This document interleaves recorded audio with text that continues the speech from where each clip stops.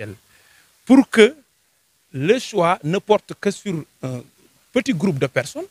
Ça, c'est le peuple qui a été spolié de son droit naturel de choisir qui placer à la tête de l'État. tey nag dañu amoon benn ndaje fii doon fi dalal suñu ay gan suñu ay wëllëre muy les membres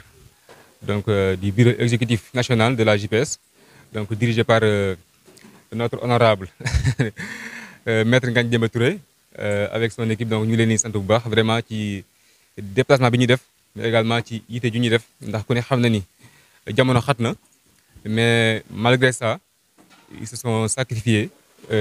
ils ont sacrifié leur temps donc ils ont sacrifié aussi leurs moyens et venir ici à Tivaouane donc nous rendre visite pour xool ñun ci yan situation lañu nekk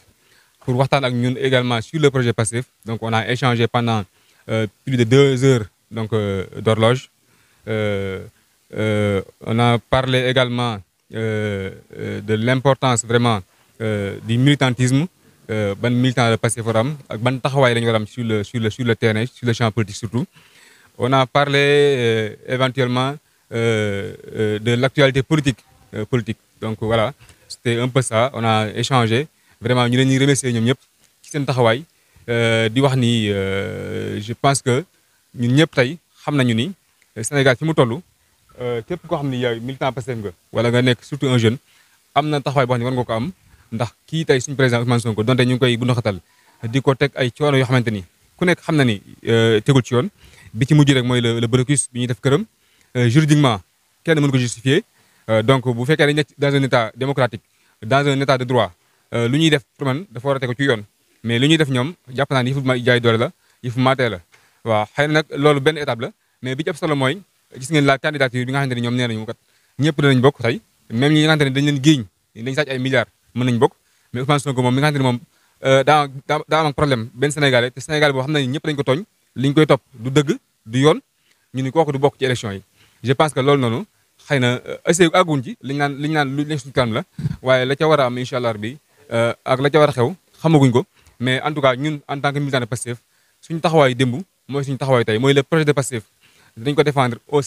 au sacrifice de nos vies le projet de Pastef dañ ko défendre au coût de nos vies loolu daal laa xam ne bëgg naa ko jàllale di sant vraiment nag la coordination de Tivaouane bi nga xamante ne tey moo ñu accueillir fii di sant également tous les militants di wax ni vraiment nañuy yokk seen taxawaay ci parti bi di cotiser di massifier parti bi vraiment di dugg ci nit ñi di waxtaan ak ñoom xam nga di dialoguer vraiment fexe ñi seen carte yi ci préfecture yi ak sous préfecture yi ñu dem ak maire yi ñu dem récupérer ji ko te waajal élection 2024 te xam ne incha allah bi Ousmane Sonko day bokk te il va remporter ces élections là au premier tour loolu laa bëggoon a jàll.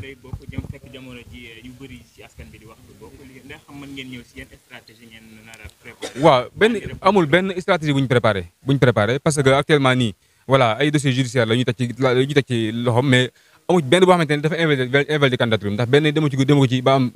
nu ñu koy une condamnation définitive donc yëpp c'est des titres suspensifs donc gis nañu loolu mënuñu ko tere bokk quoi. beneen bi ñu ngi ci actualité jamono ji ñuy wax li nga xam mooy article 87 mbirum discours de li nga xam ne assemblée nationale bi yéen jeunesse patriotique ban appréciation ngeen amal ci loolu. waaw ñun dañu jàpp ni ay caaxaan la rek ndax ñoom leen tax a jox dëgg mooy code yi nga xamante ni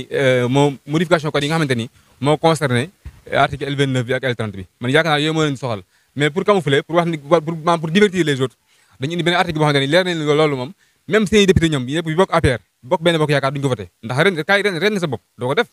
donc ñoom dañu indi article boobu juste pour dox ci xelu nit ñi mais leen tax a jóg dëgg mooy article L29 bi ñu bëgg a modifier pour ni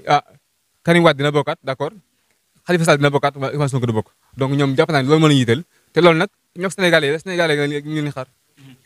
dernière question moom mooy jamono bi gis nañu liet na Ousmane Sonko yi ku si nekk yaa ngi am na tegoon maanaam ñoom ñëpp ñu ngi ci kaso bi loolu ban rapport ngeen ci fas yéene amal wala jurul peur wala crainte si seen biir ñi nga xam ne yéen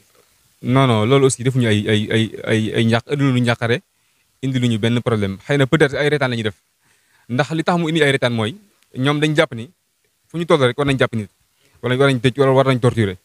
te plus ñuy jàpp bu xeex amee tey wala jàmmarloo am ci diggante population bi ak xëy na peut-être force de l'ordre yi ñoom ñooy xeex sax ñeen jàpp bokkuñu tey jii boo xoolee événement mars yi xam nga méttoon na trop yaakaar naa ci dëkk bi ñëpp di ko joytu bañ jàpp nii kat ñoom pare nañ ci ñu dem préparer pendant 2 ans ñëwaat bi ñu ñëwaatee ba soulèvement populaire amaat fi dañuy askan bi génn jàmmaar la waat amaat ci dëkk bi ñu yàq fi lu bëree bëri ñëpp yàppoon na ni affaire bi kat dañu koy teg ci suuf xam nga ñu ñaan jàmm dox jàmm Sénégal avancé ñu nekk ci leneen mais nag comme dañu jàpp ni ñoom tant que rendiwuñu Ousmane Sonko wala tant que toroxaluñ ko wala tant que toroxaluñ ñu àndal du ñu am jàmm dañuy nax seen bopp rek ndax Pastef moom mënoo ko rey ndax état d'esprit la quoi loo xam ni Sénégalais dañu dem ba adopté ko seen tête seen bopp ku nekk jàpp ne kat mbir mi lii la nga ni tey xoolal rek keroog le conseil de casserole pourtant leader de Pastef yëpp a nga prison Pastef ñëpp a nga prison mais tey bi ñu Sonko ne na gars yi génn ñu def conseil de casserole Sénégal yëpp a génn donc affaire bi du ay jàpp ay kii jàpp naa Samba jàpp naa ma Demba ñun jàpp ni ñooñu bu ñu leen jàppee affaire bi jeex wala Pastef tas wala nangam loolu nax sa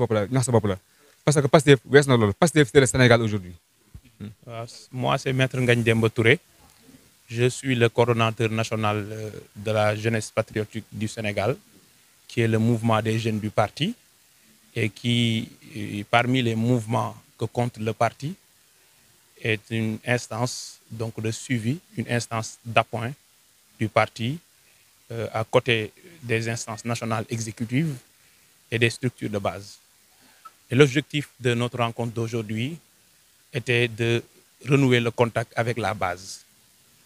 Parce qu'étant dans un parti structuré qui se veut un parti national, nous devons relever le défi du maillage territorial. Et relever ce défi, c'est être actif à la base. Mais être actif à la base, c'est d'éviter deux erreurs majeures. De prendre des décisions au sommet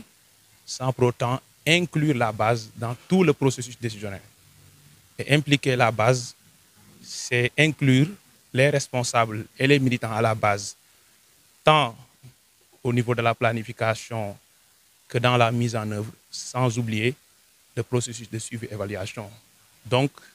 c'est un style de management participatif, mais c'est une démarche co-constructive qui consiste à descendre sur le terrain, à organiser des rencontres avec les militants jeunes des départements du Sénégal pour discuter de la situation du parti, mais spécifiquement de la situation du parti dans leur département. Et parler de la situation du parti dans leur département revient à faire un diagnostic exhaustif, mais un diagnostic clair et froid de la situation nationale. Tenir compte des spécificités locales qu'induisent les données électorales, notamment les dernières élections législatives, mais aussi faire des projections sur la prochaine échéance électorale, c'est-à-dire l'élection présidentielle du 25 février 2024. Mais aussi relever le défi de la mobilisation, donc demander aux militants de s'organiser à la base, de redynamiser les sections et les cellules de Pastef, mais d'engager la bataille dans les prochains jours pour aller donc massivement descendre sur le terrain, faire des porte-à-porte, aller au contact des populations dans les coins et les recoins de leur village et de leur quartier pour leur demander de soutenir la candidature du président Ousmane Sonko, mais aussi et surtout d'être vigilant dans les prochains jours pour que le Sénégal ne bascule pas vers la dictature, mais que le Sénégal ne bascule pas vers un système démocratique où l'élection n'est plus une élection, mais un système de sélection contre la volonté populaire. Vous parlez tout à l'heure d'élection de votre leader Ousmane Sonko, alors qu'il a un destin incertain. Est-ce que la JPS a des solutions par rapport à ça? La solution ne vient pas d'un organe, d'un parti politique. C'est une affaire du peuple. Parce que c'est le processus démocratique qu'ils sont en train de saper. C'est le système démocratique, parce que c'est un contrat de mandat. Et c'est un contrat à durée déterminée entre le peuple, entre les gouvernés et les gouvernants. Le mandat a été confié à un groupe de personnes, notamment à une personne à la tête de l'État qui est le chef. Mais on est dans une république. Et lorsqu'on est dans une république, le processus de dévolution du pouvoir est un processus qui émane du peuple, donc de la souveraineté populaire. Donc lorsque des gens parviennent à s'organiser pour restreindre la participation des Sénégalais à l'élection présidentielle, pour que le choix ne porte que sur un petit groupe de personnes, ça c'est le peuple qui a été spolié de son droit naturel de choisir qui qui placé à la tête de l'État, à la tête de cette République. Donc c'est une affaire du peuple. La JPS peut être à l'avant-garde, inciter les populations à la mobilisation, demander aux gens d'être vigilants, sensibiliser les masses populaires, mais après tout, c'est le peuple sénégalais qui décide de protéger sa démocratie, de sauvegarder l'état de droit ou de laisser ce petit groupuscule se mettre à la tête de ce pays et décider de leur devenir sans les inclure parce que l'adhésion populaire au projet de PASTEF n'est plus discutable dans ce pays. Il y a des spéculations qui parlent également du tout de votre parti au moment où beaucoup de lieutenants Ousmane Sonko sont en prison. Est-ce que vous n'avez pas peur par rapport à cela? Moi, je vous repose la question.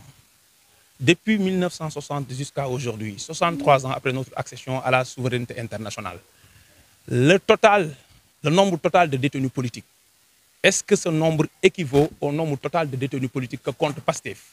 Un parti qui a été créé en 2003. Est-ce que cela a empêché à PASTEF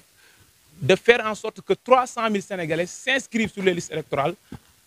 en un seul mois? Est-ce que cela a empêché à PASTEF d'organiser des opérations de doxantu patriotique par PASTEF poursuit sa marche vers la victoire, sa marche vers la libération du peuple sénégalais, sa marche vers l'instauration d'un système définitivement démocratique